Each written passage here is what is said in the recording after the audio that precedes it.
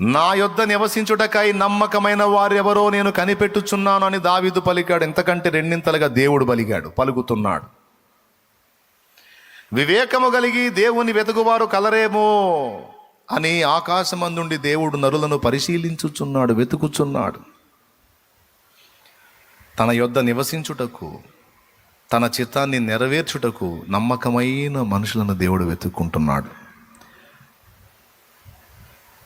ఆ నమ్మకత్వాన్ని ఇలా టెస్ట్ చేసుకుంటాడు. కొన్నిసార్లు కొన్ని తప్పులు చేసే అవకాశాలు మన ముందుకు వస్తాయి. వినండి, కొన్నిసార్లు కొన్ని తప్పులు చేసే అవకాశాలు మన ముందుకు వస్తాయి. దేవుడికి తెలియకుండా రావు. యోసేపు నాకు శోధించడం దేవుడికి తెలియకుండా జరగల. అర్రే యోసేపు, అలా వచ్చిందా నీకు సమస్య? అయ్యో, ఆ రోజు నేను ఢిల్లీ వెళ్ళాను నాయనా, అందువల్ల నీకు ఆ శోధన వచ్చింది నాయన, ఇంక పోకుండా ఉంటాను అంటాడు దేవుడు. ఢిల్లీ వాడు, ముంబై వాడు. ఆయన ఢిల్లీలో ఉన్నాడు, ముంబైలో ఉన్నాడు, అమెరికాలో ఉన్నాడు, ఆఫ్ఘనిస్తాన్లో కూడా ఉన్నాడు, మరి ముఖ్యంగా సిలకలూరుపేటలో కూడా ఉన్నాడు. దేవునికి స్తోత్రం. ఏమండి,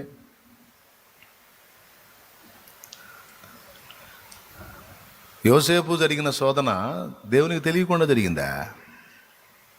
కొన్నిసార్లు తప్పులు చేసే ఛాన్స్ తమ్ముడు నీ ముందుకు వచ్చేటట్టు చేస్తాడు. అక్కడ నీ మనసును పరీక్షిస్తాడు ఆయన. నువ్వు మెత్తబడతావా, బెండ్ అవుతావా చెల్లి, ఆయన టెస్ట్ చేస్తాడు నిన్ను. నీకు తెలియదు నిన్ను పరీక్షిస్తున్నాడని. అవకాశాలు నీ ముందుకు రప్పించి నిన్ను గమనిస్తూ ఉంటాడు ఆయన. అక్కడ నువ్వు పాస్ అవ్వాలి, ఫెయిల్ అవ్వకూడదు. ఒకవేళ నీకు ఆ బలం చాలలేదా, దేవుని ఆత్మను అడుగు. నేను నమ్మకత్వం విషయంలో బలహీనపడుతున్నాను తండ్రి, తేడా పడుతున్నానయ్యా, నాకు బలమే అయ్యా. నా ఆశ నీకు నమ్మకంగా ఉండాలని. నా ఆశ నీకు నమ్మకంగా ఉండాలని నువ్వు అడుగు. ఆ బలాన్ని నా తండ్రి నీకు ఇస్తాడు. మనోబలం కావాలి నీకు.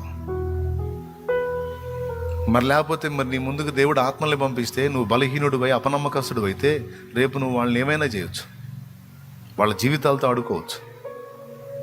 ఎలా నమ్ముతాడు? దేవుడు తన స్వరక్తం ఇచ్చి సంపాదించిన సంఘమే. మరి నిన్ను నమ్మి నీకు ఇవ్వాలంటే మరి నువ్వు ఆ టెంప్టేషన్ని కంట్రోల్ చేసుకోగలవో లేదో టెస్ట్ చేసుకోవద్దు. దేవుడు పరీక్షిస్తాడు, నమ్మకత్వాన్ని పరీక్షిస్తాడు. నీ ముందుకు అవకాశాలు వచ్చేటట్టు అనుమతిస్తాడు. ఆయన తెచ్చిపెట్టాడు. కానీ సైతాన్ నీ ముందుకు అలాంటి ఆకర్షణలు తీసుకొచ్చినప్పుడు దేవుడు మౌనంగా చూస్తుంటాడు, నువ్వేం చేస్తావు అని. మంచోడు బుద్ధి మాంసం దగ్గర అని లోకంలో సామెత ఉంది, తెలుసుగా? ఎక్కడంట మంచోడు బుద్ధి ఆడ బయటపడిద్దంట? మాంసం దగ్గర అంట. దానికి ఒక పెద్ద కథ ఉందిలే, తర్వాత చెప్పుకుంది సరే ఇప్పుడన్నా. అట్లాగే నీతిమంతుని బుద్ధి తప్పు చేసే అవకాశాలు వచ్చినప్పుడు దొరికిద్ది, తేలిద్ది బయటికి. ఛాన్సులు రప్పించి చూస్తాడు ఆయన. ఇప్పట్లో కొంతమందికి ఇప్పటికీ ఎదురై ఉంటే నాకు తెలిసి కొన్ని సన్నివేశాలు, కొన్ని సంభవాలు. అక్కడ నీ నిబద్ధత, నీ నమ్మకత్వాన్ని నా తండ్రి పరీక్షించుకున్నాడు.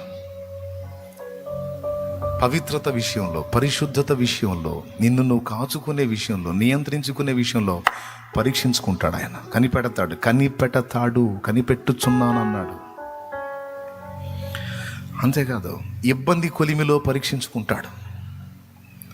అంటే దెబ్బ మీద దెబ్బ నీకు తగులున్నట్లు అనుమతించి నీ రియాక్షన్స్ని అబ్జర్వ్ చేస్తాడు. ఇదేంది, నేను భక్తి చేసే కొద్ది శ్రమలు పెరుగుతున్నాయని డౌట్ వస్తుంటుంది నీకు. దేవునికి స్తోత్రం కలుగునుగాక. ఇదేంది, నేను నమ్మకంగా ఉండే కొద్దీ, నేను క్రమంగా ఉండే కొద్దీ, నేను దేవుని చిత్తం ప్రకారం నడిచే కొద్దీ నాకు ఏంది ఇట్లా ఎక్కువైపోతున్నాయి, ఏంటి నా పరిస్థితి అని కూర్చొని ఏడ్చుకుంటావు. ఏందయ్యా, నేను క్రమంగానే ఉంటున్నాను కదా, నమ్మకంగానే ఉంటున్నాను కదా, జాగ్రత్తగానే ఉంటున్నాను కదా, ఏంటయ్యా నాకు గాయాలేంది, దెబ్బలేంది? నా మార్గములను మెళకువగానే కాచుకొనుచునే నడచితి ప్రభువా. అయినను వేదనలు అధికములాయను, ఎదలో మంటయు రగిలిగదయ్యా, ఎదలో మంటయు రగిలిగదయ్యా, రేయింబవలు. ఈ అనుభవం కొంతమందికి ఉంది. నేను క్రమంగానే నడుచుకుంటున్నాను కదా తండ్రి, నేను మంచిగానే ఉన్నాను గయ్యా, అన్ని మానుకున్నా గయ్యా, చెడ్డ పనులు చేయట్లేదు గయ్యా, వ్యర్థమైన క్రియలు చేయట్లేదు గయ్యా, అన్ని విషయాల్లో బ్యాలెన్స్ అయ్యాయి గయ్యా, నాకేంది ప్రభా ఈ గాయాలు ఎక్కువ అవుతున్నాయింది తండ్రి.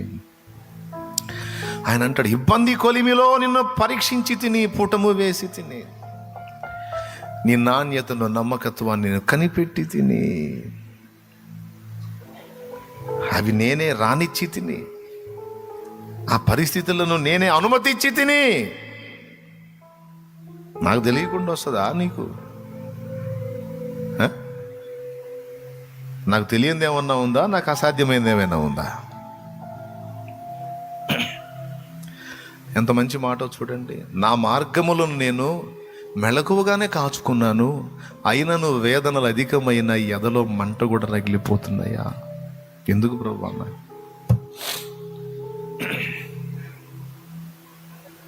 ప్రియులారా, ఈ అనుభవం నాకు ఉంది. నాకు లేని అనుభవం చెప్పట్లా. స్తోత్రం. ముగించేదా? ప్రార్థన చేసేదా? చెప్పేదా? చెప్తా. మీరు వద్దన్నా చెప్తా. నేను క్రమంగా నడుచుకుంటుంటే నాకు ఈ గాయాలేంది తండ్రి. గుర్తుపెట్టుకో, తప్పు చేయడానికి అవకాశాలు వస్తున్నాయి అంటే పరీక్షలో ఉన్నావు, పరీక్షలో ఉన్నావు. తమ్ముడు, నువ్వేమంత అందంగా ఉండవు, కానీ నిన్ను శోధిస్తారు. నీకు డౌట్ రావాలి, నా మొహం నాకే నచ్చదు, ఇంతసేపు ఎందుకు హడావుడి అవుతుంది అంటే అర్థం ఏంటో తెలుసా? పరిశోధనలో ఉన్నావు నువ్వు. ఏమి లేదు, చిక్కితే చెల్లే, చిక్కితే ఒక్కలాగా ఒడ్డుకులాగా వెళ్ళిపోతారన్నమాట, నాశనం చేసిపోతారు. చెవులు గలవాడు వింటాడు ఈ మాట. చిక్కితే మామూలుగా కాదు, నాశనం చేసి వెళ్తారన్నమాట. గ్రహించాలి. నా కోసం ఇలా పరితపించడం ఏమిటి? ఇదేదో కుట్ర. నిన్ను నువ్వు చూసుకుంటే నీకు అర్థమైద్ది. వదిలే. పాపానికి దారులు ఏర్పడుతున్నాయి, తప్పులు చేయడానికి అవకాశాలు దొరుకుతున్నాయంటే పరీక్ష నాళికలో ఉంచబడ్డావు. తస్మాత్ జాగ్రత్త. నెంబర్ 2, ఇంకా ఎలా ఉంటుందో పచ్చిగా చెప్తాను, మీరు ఏమనుకోవద్దు. లోకంలో ఎప్పుడూ నువ్వు వదిలేసిన నీ మాజీ ప్రేయసి కూడా ఫోన్ చేసిద్ది నీకు. అట్లాగే లేడీస్కి కూడా. ఆ దరిద్రుడు, ఆ సైతానోడు, ఎప్పుడో వదిలిపోయిన సైతానోడు వాడు ఫోన్ చేస్తాడు. ఫోన్ చేస్తాడు, ఖచ్చితంగా చేస్తాడు వాడు.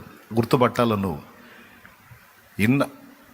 ఇన్నాళ్ళు లేని ఈ ఆప్యాయత, ప్రేమానురాగాలు ఇప్పుడు వచ్చినాయి. ఏంది ఈడికి వచ్చినాయా లేకపోతే ఈడికి దెయ్యం పట్టిందా? ఖచ్చితంగా దెయ్యమే. నువ్వు వదిలేసిన పాపం అది, కానీ నిన్ను పిలుస్తూ ఉంటుంది మళ్ళీ. స్తోత్రం. ఆయన గురించి చెప్పాను కదా ఒకసారి, దైవజనుడు. ఎవరో ఆయన మాజీ ప్రైజ్ దగ్గర ఇబ్బంది పడ్డ ఆయన ఎవరండి? వామ్మ, మర్చిపోయారా?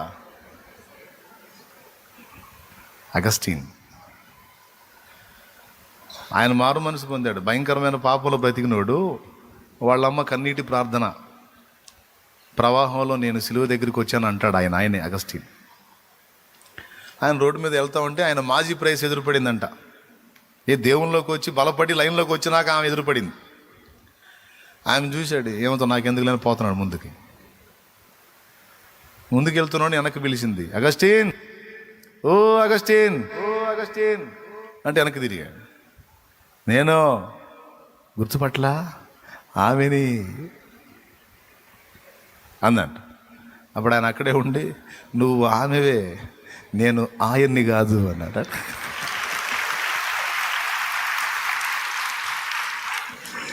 హల్లెలూయా. నేను ఆయన కాదు, వాడు తెచ్చాడు. బాప్తిజంలో వాడు పాతి పెట్టబడ్డాడు. క్రీస్తు నా యందు జీవించుచున్నాడు. హల్లెలూయా. ఈయన పరిశుద్ధుడు, ఈయన పరిశుద్ధుడు, నాలో నివసించుచున్నవాడు పరిశుద్ధుడు. ఆయన పరిశుద్ధుడై ఉన్నలాగున నేనును పరిశుద్ధుడై ఉండాలి. కక్కుర్తి పడకూడదు. నాకు వద్దమ్మా వందనాలు. ఫోన్ చేస్తాడు సైతానుడు, మాయ్ ఏంటి మరి, పోరా సైతాన్, పెట్టే ఫోన్ వెధవా, తీసి అవతల పడే, సిమ్మే తీసి పడేసి. నీకు వచ్చింది, హలో మర్చిపోయారా, నోరు మూయి సైతాన్, పో పెట్టే ఫోన్, తీసే సిమ్ము. అసలు సంధియొద్దు. కానీ ఒక్కొక్కళ్ళు అట్ట కాదు. ఏంటి ఈ మధ్య దేవుడు నమ్ముకున్నానులే, ఏం సంగతులు, మాటలు మొదలుపెట్టి వాగుతూ ఉంటాడు. ఇక వాగితే ఏముంది, చిన్నంగా వాగి వాగి వాగి వాగి చివరికి ముందుకు సాగిపోతాడు అక్కడికి. జాగ్రత్త. పరీక్షింపబడుతున్నావని గ్రహించు. నమ్మకత్వాన్ని కనిపెడతాడు ఆయన. ఈ కక్కుర్తి మాలోకమా, లేకపోతే కాస్త మనోనిగ్రహాన్ని సాధన చేసినట్టు అయిపోయి ఈడు ఏ టైపు ఈమె ఏ టైపు అనేది పరీక్ష చేసుకోవాలి. మరి ఆయన పనికి నిన్ను నియమించాలి. ఆయన నిన్ను ఒక దీపం వల్ల వెలిగించాలి. లోకానికి వెలుగుగా నిన్ను నిలబెట్టి వాడుకోవాలి అంటే ఖచ్చితంగా టెస్టింగ్ ఉంటుంది బాబు. నీకు తెలియదు నువ్వు టెస్టింగ్లో ఉన్నావని, కానీ జరిగిద్ది. ఒకవేళ ఇప్పటికీ ఆ టెస్టులు జరిగి ఒకవేళ ఫెయిల్ అయి ఉంటే డోంట్ వరీ. కనీసం ఇక నుంచైనా నిలదొక్కు, ఇక నుంచైనా జాగ్రత్త పడు, ఇక నుంచైనా లైన్లోకి రా. గతం గత వదిలే. తెలియదప్పుడు నీకు ఆత్మీయ పిన్న దశ, అది బాల్య దశ, అర్థం కాల. ఇప్పుడు అర్థమైందిగా వంచన ఎలా ఉంటుందో. ఇప్పుడు అర్థమైంది కదా ఐహిక విచారాలు, అల్పానందాలు ఎలా ఉంటాయో. తీసి దెబ్బలో కొట్టి ఇక నన్న జాగ్రత్త పడు, ఇక నమ్మొద్దు. 2, ఇబ్బంది కొలిమిలో నిన్ను పరీక్షిస్తాడు. తప్పులు చేయడానికి అవకాశాలు అనుమతించబడతాయి. ఏమండి? 3వది, నీ ఆసక్తిని పరీక్షించుకుంటాడు ఆయన. ఆసక్తి, తిండి నిద్ర తన సుఖమేనా లేకపోతే భారం ఉందా? కన్న తల్లికి బిడ్డ భారం, విసుక్కోదు. ఈరోజు తల్లికి సేవ చేయాలంటే, తండ్రికి సేవ చేయాలంటే పిల్లలు కుంగ్ఫూ కరాటే చేస్తారు వాళ్ళ మీద, ముసలాళ్ళ మీద. ఎంత కొడతారో కొంతమంది కూతుళ్ళు కొడుకులు బయటపడరు, మళ్ళీ తలుపులు వేసి కొడతారు. దున్నపోతులాగా ఉన్నావు, ఏం చేసేది అర్థం కావట్లేదా నీకు? మంచంలో ఏం చేసావు, ఏం చేసి చచ్చావు? దరిద్రుడమ్మా, చావనన్నా చావట్లేదు నువ్వు, పనికి మాలిందన్న ఏం చేసావు? బాగానే దించేస్తున్నావుగా, మైండ్ పని చేయట్లేదా? నిజంగా మైండ్ పోయింది. కుక్కను కొట్టినట్టు కొడతారు. వీడియోస్ ఉన్నాయి చూడండి, ఇంటర్నెట్లో ఉన్నాయండి, కుప్పలు ఉన్నాయండి, సీసీ ఫుటేజ్లో పడ్డాయి. అప్పుడు నిన్నున్న ఎన్ని దన్నాలా వాళ్ళు చిన్నప్పుడు? ఎన్ని దన్నాలక్క? మరి పసిబిడ్డలుగా ఉన్నప్పుడు మనది మనం శుభ్రం చేసుకున్న దాకా, మనల్ని మనం క్లీన్ చేసుకున్న దాకా వాళ్ళు ఎన్ని సంవత్సరాలు చేశారు, ఎంత బాగా చేశారు? ఒక్క రోజన్నా కొట్టారా? అన్నం తింటున్నప్పుడు అమ్మ అన్నం తింటుంటే ఒకడు చేస్తాడు అక్కడ కార్యక్రమం. ఇంత అసహించుకుంటుందా అమ్మ? ఇవన్నీ నేను అబ్జర్వ్ చేశానండి. కన్న తల్లి యొక్క మమత ఎలా ఉంటుందండి. దేవుడు దయవల్ల 4 అక్కలు, వాళ్ళకి 2 ముగ్గురు పిల్లలు. వాళ్ళు అసలు ఎలా చేశారో చూశాను నేను. నాకు అసహ్యం పుట్టిద్ది. వాడు మేనలుడు లేదా మేనగోళ్ళు. తల్లి లేచి తీసుకెళ్ళి శుభ్రం చేసుకుని వచ్చింది. ఒక్క మాట అందో. ఈరోజు అదే స్థితి. ఆ పసిబిడ్డలాగా అమ్మ అయిపోతే అమ్మని ఎందుకు కొడతావు నువ్వు? నాన్నని ఎందుకు తిడతావు నువ్వు? అమ్మ మీద ఎందుకు కోపపడతావు? ఎందుకు అసహించుకుంటావు? ఎందుకు లాగి కింద పడేస్తావు? వారు నీకు ఎట్టి సేవ చేశారో మర్చిపోయావా? నీ కొరకు వారికి ఉన్న ఆసక్తి తిరిగి నువ్వు కూడా వారి ఎదుట ప్రదర్శించాలి కదా, న్యాయం కదా అని చాలామంది పిల్లలకి ఇది పట్టదులేండి. సందర్భం వచ్చింది కాబట్టి గుర్తు చేస్తున్నా. ఒకవేళ ఈ పాపం మీలో జరుగుతుంటే దయచేసి మారు మనసు పొందండి. నీ తల్లిదండ్రులు నీకెంత ఊడిగం చేశారో, ఈరోజు నీ పిల్లలకు నువ్వెంత ఊడిగం చేస్తున్నావో అదే పిల్లలు రేపు పెద్ద నిన్ను తంతే నీకు ఎలా ఉంటుందో ఒకసారి ఊహించుకొని నీ తల్లిని తండ్రిని వారి ముదిమి యందు నిర్లక్ష్యం చేయొద్దు. పసిబిడ్డలు ఎంతో వాళ్ళంతే, ఊరికనే అలుగుతారు, కోపపడతారు, చిరాకు పడతారు, ఏం చేసేది తెలియదు. పసిపిల్లల్లాగే భావించుకొని పిల్లలకు చేసినట్టే వారికి సేవ చేయండి. దేవుడు మిమ్మల్ని దీవిస్తాడు. దేవునికి మహిమ. పరీక్షిస్తాడు అని చెప్పాను. ఆసక్తి విషయంలో నమ్మకత్వం, పవిత్రత విషయంలో నమ్మకత్వం, శ్రమలలో సైతం నమ్మకత్వం. కొంతమందికి శ్రమల సెగ తగలగానే అడ్రస్ కూడా దొరకరు, తుపాకీ కూడా దొరకరు. చర్చిలో జంపు, ఏ తెగ భక్తి చేసావు, ఏంటంటే ఏం భక్తి, మనకేం పెద్ద ఇదిగా అట్లా ఏది ఎక్కువ పోతున్నాయి ఆడికి వచ్చిన కాడి నుంచి, అందుకే నేను రాను. పోరా బాబు, నీలాంటి అవసరం లేదు నాకు. ఇబ్బంది కొలిమిలో పరీక్షింపబడి కూడా నిగ్గుదేలాలి, దేవుని ఎదుట నిర్దోషముగా నిలవాలి. ఏమని ఈ పదం పాడాలి, నా ఈ వేదన నీ దెబ్బయని మౌనముగా సహి ఇంతును ప్రభువా. నా ఈ వేదన నీ దెబ్బయని మౌనముగా సహి ఇంతును ప్రభువా. నీ సన్నిధిలో నీ హస్తములో, నీ సన్నిధిలో, నీ హస్తములో నలుగుట నాకతి ప్రియముగదయ్యా. నలుగుట నాకతి ప్రియముగదయ్యా. పేయిందవలు నాయాత ధ్వని నీ సన్నిధిలో వినబడుచున్. ప్రైజ్ ది లార్డ్, హల్లెలూయా. కొన్నిసార్లు అండి, నా అనుభవమే చెబుతున్నా, కొన్నిసార్లు అసలు ఎవరికి కనపడకుండా ఇట్లా వెళ్ళిపోదాం అనిపించింది. ఇప్పుడు కాదు, అప్పుడులో ఆ పరిపక్వత లేని దినాల్లో అసలు ఎవరికి చెప్పకుండా, ఎవరికి కనపడకుండా, ఎక్కడ ఎవడు కనిపెట్టలేని ప్రదేశానికి వెళ్ళిపోవాలనిపించింది. పరిస్థితులు అట్లా. చేతులు ఎత్తండి అనిపించింది, కానీ ఎడిపోతా అవునా? బాగా తట్టుకోలేక పరిస్థితులకు తారుమారయ్యి,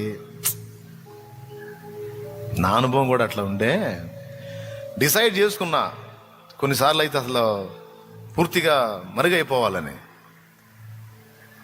కరెక్ట్గా నేను దుఃఖపడతా, మహారోదన కలిగి లోపల ఇంకా బయలుదేరుతుంటే అప్పుడు వస్తారు కొంతమంది. ఈ సెగగా తట్టుకొని ఈడేం చేస్తాడని ఆయన గమనిస్తూ ఉంటాడు. ఈడు జంప్ అయ్యేటట్టు, ఈడేదో జంప్ చేసేటట్టున్నాడు అనుకుంటాడు. ఎవరినో ఒకరిని పంపిస్తాడు. వాళ్ళు వచ్చి దేవుని గురించి అడుగుతారు. ఇప్పుడు ఆల్రెడీ ఆయనకి నాకు తగాదయ్యి ఉంది. దేవునికి స్తోత్రం. ఎవరికి? మరి నేను ఇంత కొలిమిలో కాలుతుంటే ఆయన పట్టించుకోవట్లా, కడుపు మండదు. దేవునికి స్తోత్రం. ఇప్పుడు అలిగిపోతున్నా అన్నమాట, మనుషుల మీద కాదు, ముందు ఆయన మీద అలిగి పోతున్నట్టు. ఆ టైంలో కొంతమంది వచ్చి దేవుని గురించి అడుగుతారు. ఇప్పుడు ఏం చేయాలా? ఏం దేవుడో ఏమో పండు అని పోవాలా, ఆగి చెప్పాలా? కానీ మనసు ఎలా ఉంటుందో తెలుసా? ఇన్ని బాధలు పోతాయి, ఇన్ని శ్రమలు, ఏడుపు, దుఃఖం మొత్తం పోయి దేవుని గురించా రండి కూర్చోండి. మరి ఇప్పుడు నా ముఖం వికారం